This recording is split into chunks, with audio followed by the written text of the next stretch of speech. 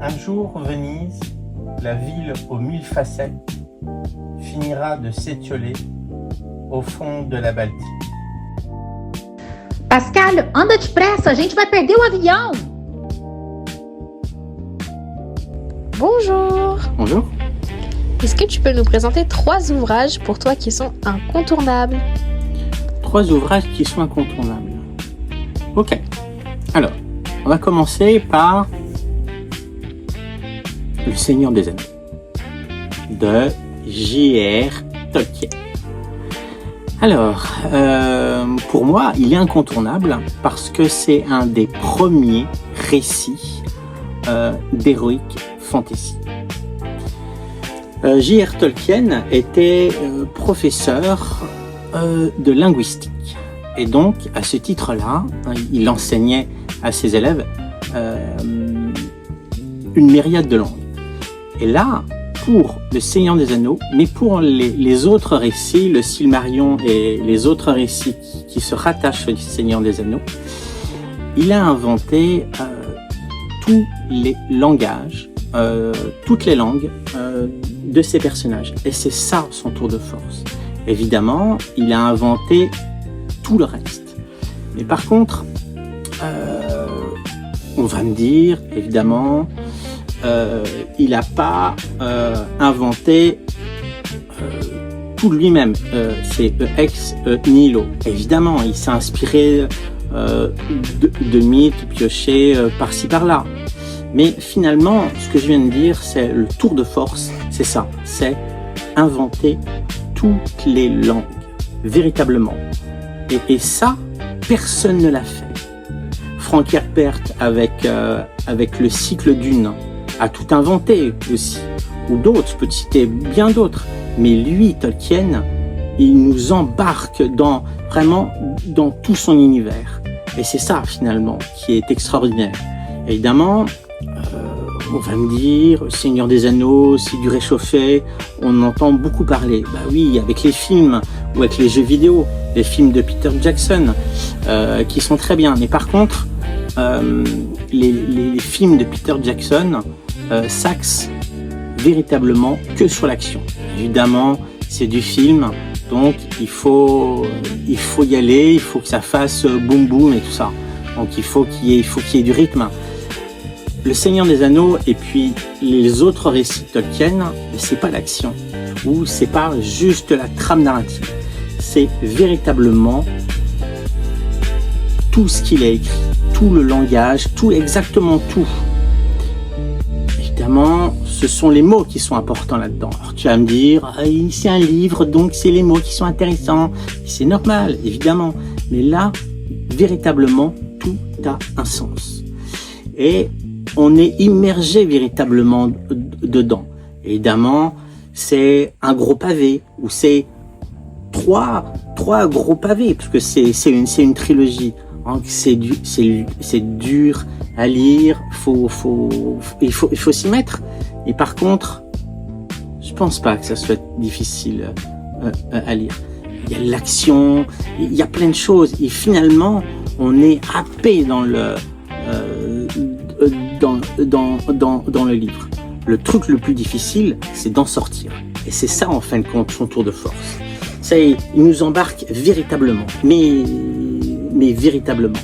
Le souci avec Tolkien, c'est que le Silmarillion n'est pas terminé. Et le Seigneur des Anneaux,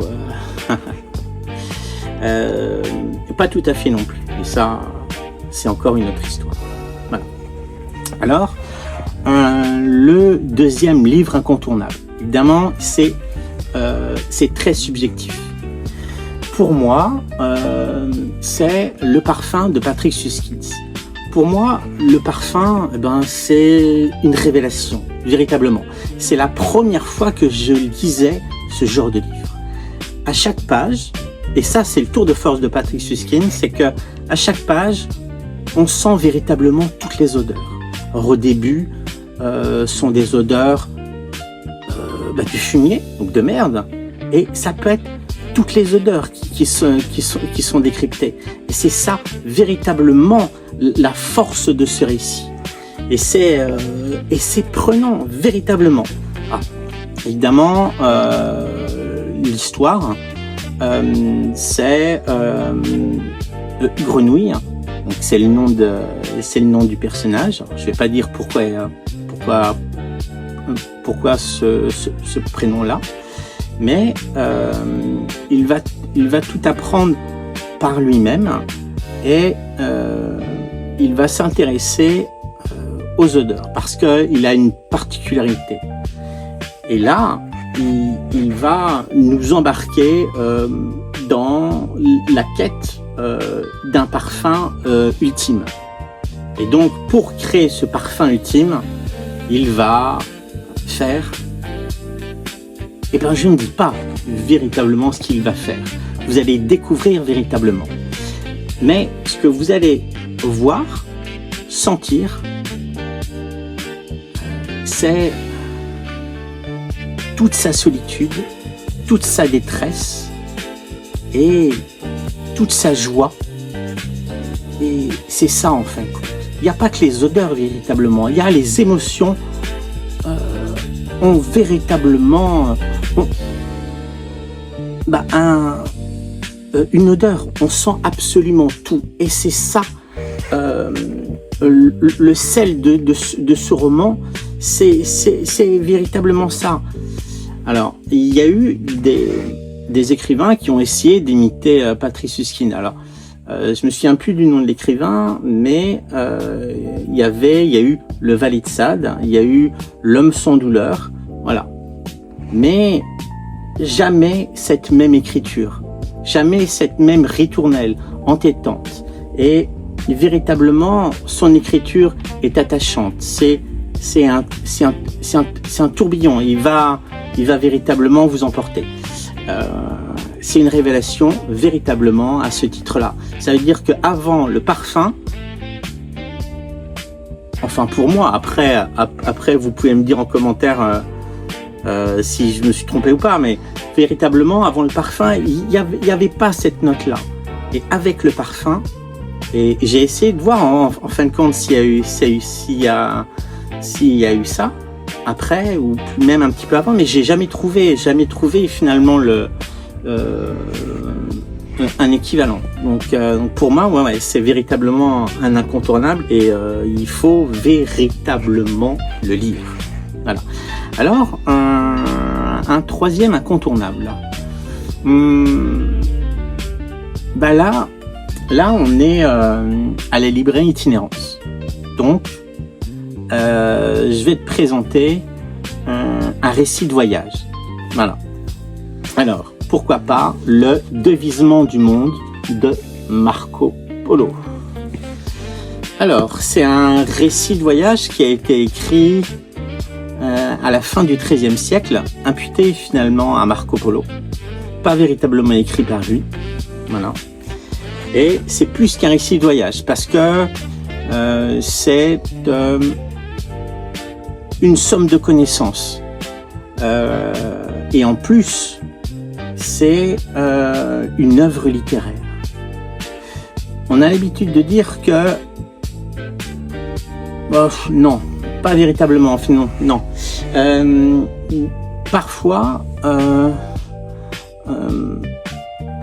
il y a un autre titre du Devisement du monde, c'est Le Livre des Merveilles. Pourquoi ? Parce que Marco Polo mêle le récit détaillé, véritablement, avec un récit plus fantasmagorique, merveilleux. Et c'est ça, en fin de compte, aussi l'intérêt de cette œuvre littéraire. C'est qu'il y a les deux dimensions, le réel et l'imaginaire. En plus, il nous fait découvrir quelque chose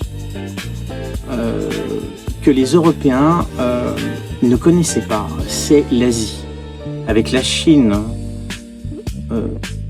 notamment. Donc c'est ça en fin de compte le tour de force. Et en plus, il a inspiré Christophe Colomb. Christophe Colomb l'avait devers lui. il avait annoté. Et donc voilà, donc il a inspiré énormément de monde. Ce récit est véritablement fondateur. Autant finalement le parfum de Patrick Süskind, ça vient de moi véritablement. Voilà. Le Seigneur des Anneaux, voilà, c'est un peu ma cam. Donc voilà, je me suis axé dessus. Autant le Dévisement du monde de Marco Polo, donc les livres de merveilles, c'est un livre fondateur d'après les historiens, d'après les gens qui connaissent, donc véritablement. Mais c'est un livre qu'il faut lire absolument parce que il vous embarque dans des descriptions incroyables, il vous fait voyager véritablement. Après, on peut voyager aussi, mais c'est pour ça que je pense à ça. Je voulais vous le faire découvrir parce qu'on peut voyager